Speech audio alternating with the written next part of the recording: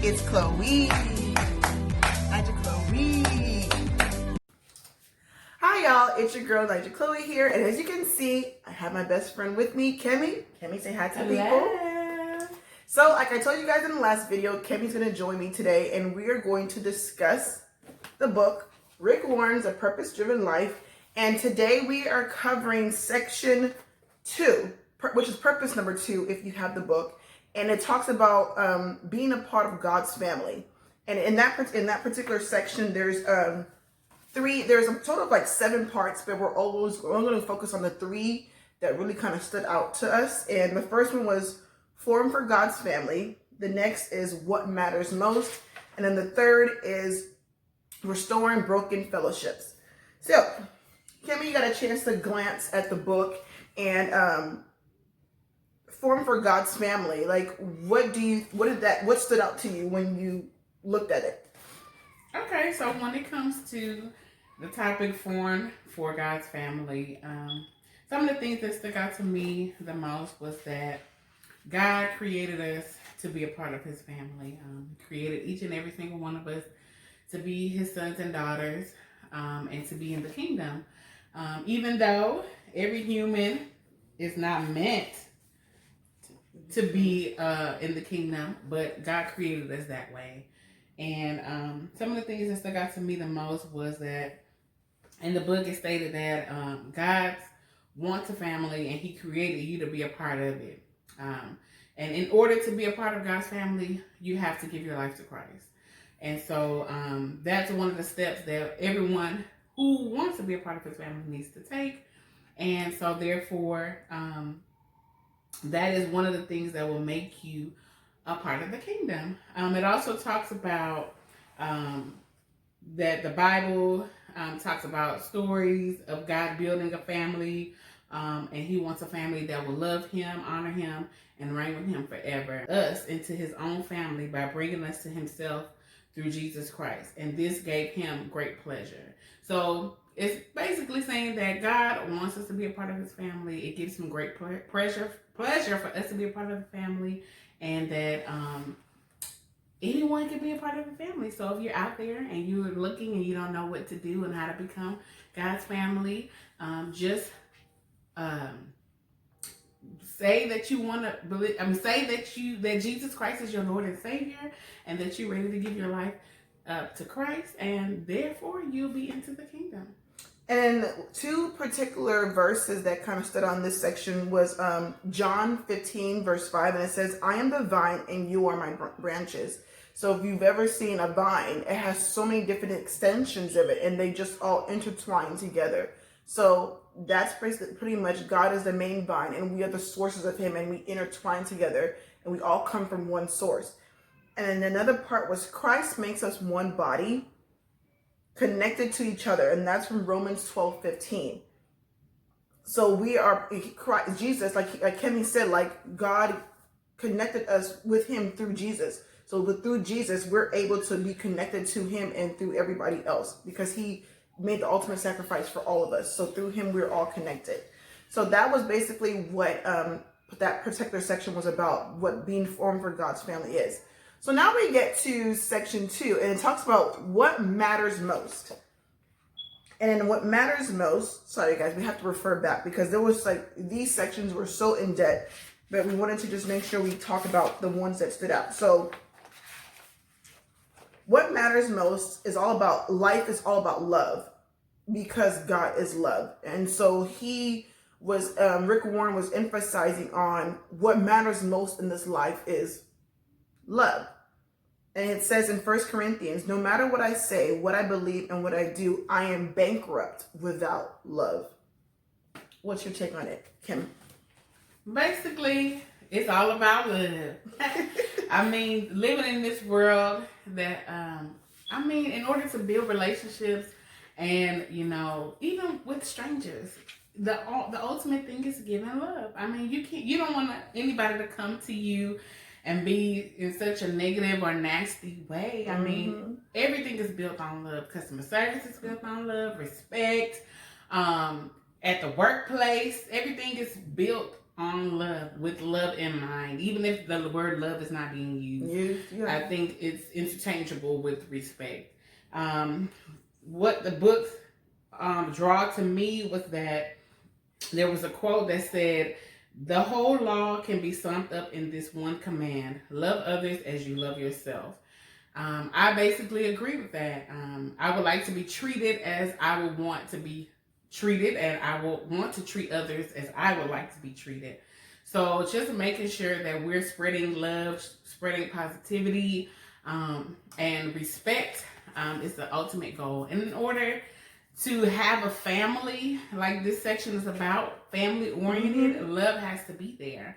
I mean, you don't love everyone like you love your spouse, you know, but that love just to show care and, you know, and just being empathize with others, sympathizing with others, that all comes from the framework of love. And I feel that this section just basically calls down on it. On love. Especially during this holiday season, it was like Christmas. We just had Thanksgiving. We're about to enter into Christmas, New Year, you know, and this is the time where like you need to show people more love than ever, especially 2020 is even about the blues. But this holiday season is even a more reason why you should be cheerful and give people love, because you never know what some people still don't have jobs yet after this. Some people don't have food to eat or don't know where their Christmas gifts are going to come from. But showing them that love, you can change a person's day. And something that stood out for me, it says, don't wait until you're on your deathbed to figure out that nothing matters more than love. So that's like, a lot of times people wait until the last minute and like, oh, and then they have the shoulda, coulda, wouldas. Oh, I shoulda, coulda, I wish I could have said it. But don't wait until that to show love or emphasize love to other people. I'm sorry, y'all. Like my nail, like it's broken. So I just keep on trying to like talk like this, but it's okay. Yeah. But just to piggyback on what she's saying, yes, we don't want to wait until anyone's on their deathbed. But in some cases, it doesn't mean that you're on your deathbed, but maybe a close family member or a friend passed away. It's a reminder that, you know, life is short. And so every chance that you get with a loved one, even if it's not a loved one, to bless someone, just always remember that God created us to love one another, to, you know, be there for our neighbors, be there for each other, and that's what can make the world a better place. Okay, so he said something, and I want you to tell me if you agree. He says, relationships take time and effort, and the best way to spell love is T-I-M-E, time. The greatest gift you can give someone is your time. And then he said that's the best expression of love is time. Do you agree or disagree with that? I agree in some sense, because in order to show love, whether you're showing love physically, financially, it takes time. So if you want to go out there and get somebody a gift, even though you're spending money, you're taking out time to figure out what it is that you want to give that person. And so also some people like, you know, to spend time, quality time. So I think that is true. Because like time is something you can never get back. You can never, like us sitting here right now having this dialogue, we can never get this time back. But I think it's great that we're using this time together.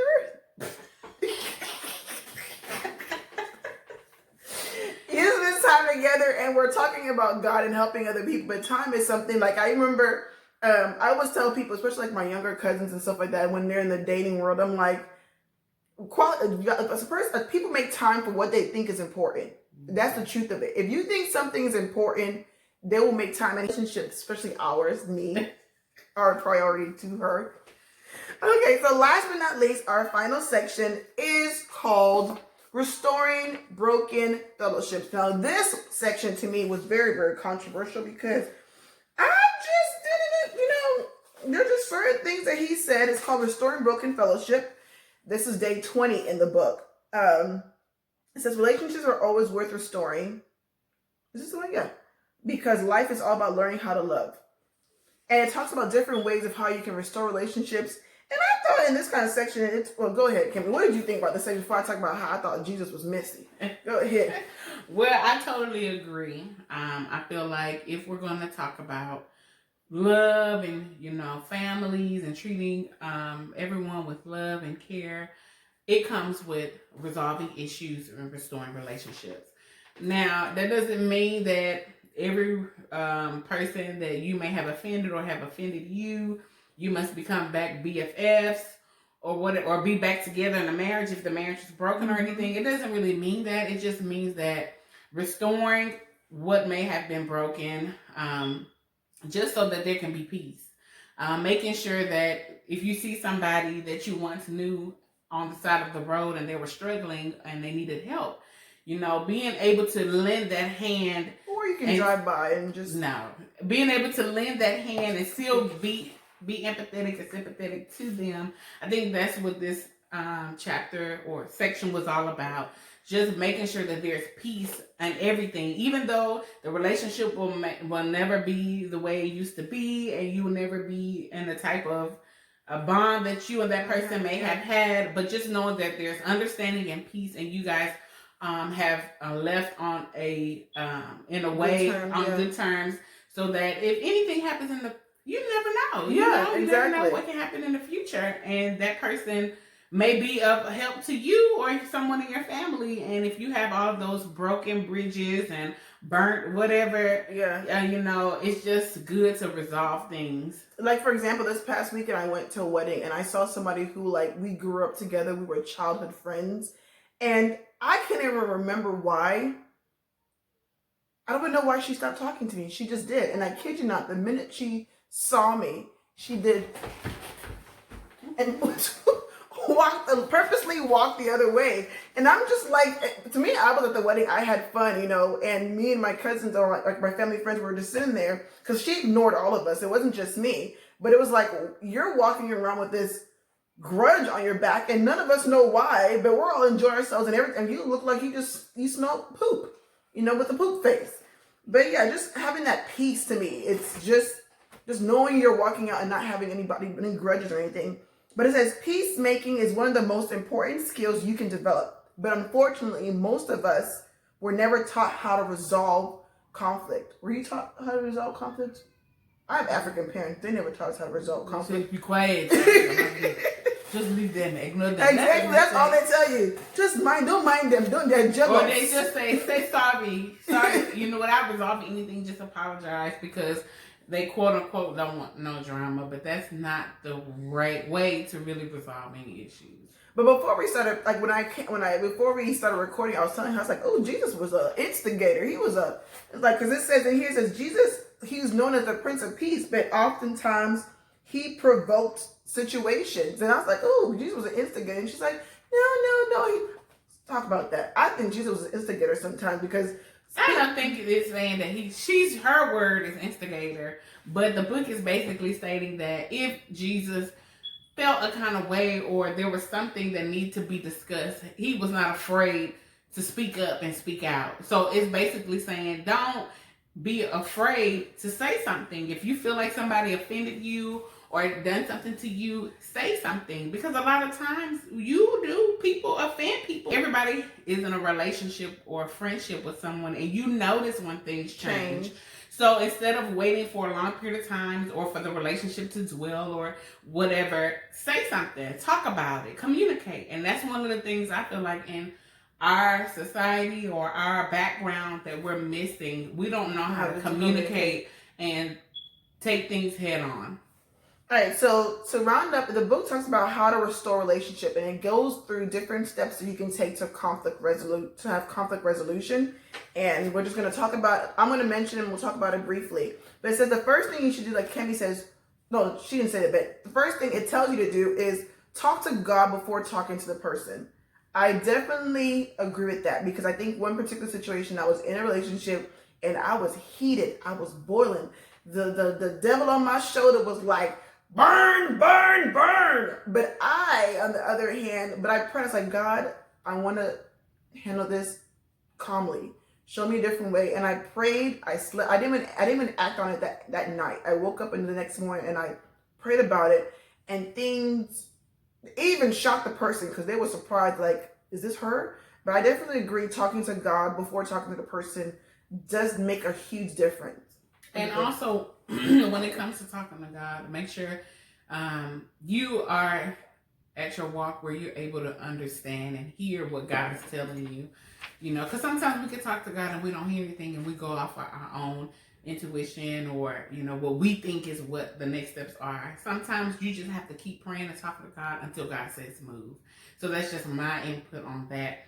Talk, pray about it. When God gives you the go ahead, then move on to the next step. All right, so the next part, number 2, says always take the initiative. Now, I don't agree with this one. People that always say, well, I always am the bigger person, or I'm always the one who says something first. And I know I'm guilty of saying that all the time too.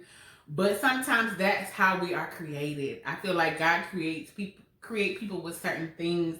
And it's not a bad thing. Sometimes we may look at it as a bad thing, but if God has put in you to be that person to always say something, that's just one of your gifts that he's giving you. Mm-hmm. So being able to speak out and take the initiative is nothing wrong with that. And I feel like people should embrace that more often. Don't be afraid. Don't let your pride get in the way. If this person really means that much to you, whether it's a friendship, a marriage, or even relationships with your children or friends, anyone, work relationships, you should be able to say something and take it. And then the last part is emphasize reconciliation, not resolution. I like that part because it's reconciliation. It says it's unrealistic to expect everyone to agree with everything. So of course, we're not always going to agree to disagree. I say that a lot. Well, you know, we agree to disagree. But it says reconciliation focuses on the relationship, while resolution focuses on the problem. Now that was deep. Rick, that was deep. Which one did you like, Kemi?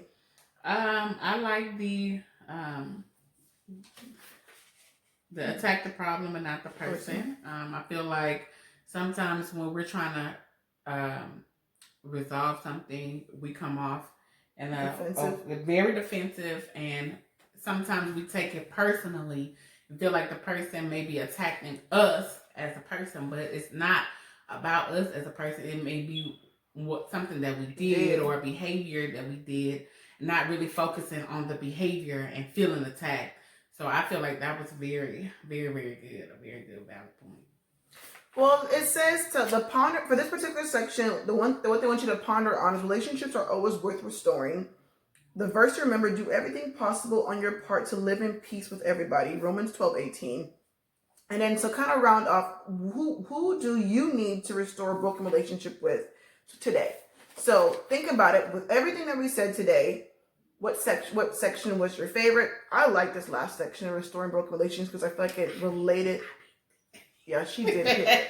She did pick it. Yeah, I'll give her that one. She picked it. But yeah, I feel like it really does relate. And like I said, I didn't grow up with conflict resolution, so I was just kind of, it taught me different ways I think I can go about conflict resolution. And I was thinking about Tyler Perry McNeil when she was like, peace be still.